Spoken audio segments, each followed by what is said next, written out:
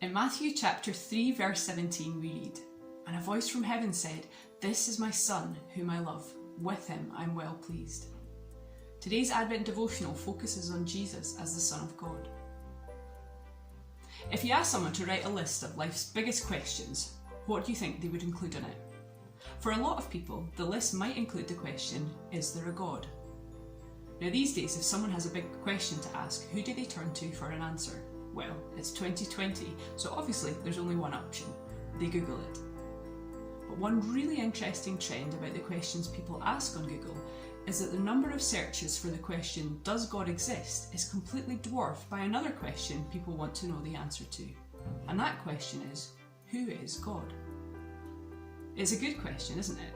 If there is a God, then who is he? What is he like? And how does he relate to us?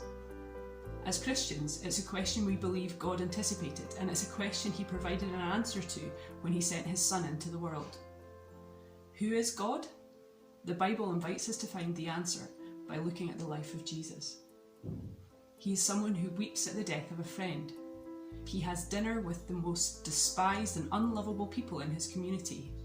He has the authority to command nature itself, and yet he humbles himself to become a servant to all and wash the feet of those who follow him.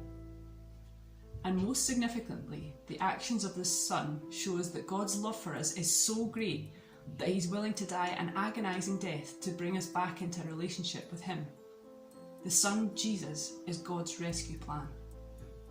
A famous song once asked, "What if God was one of us?" And the Bible tells us he was. So if you want to know who God is and what he's like, don't Google it. Read all about it in the Bible, starting from the Christmas story to the empty tomb, and meet with the risen, conquering Son.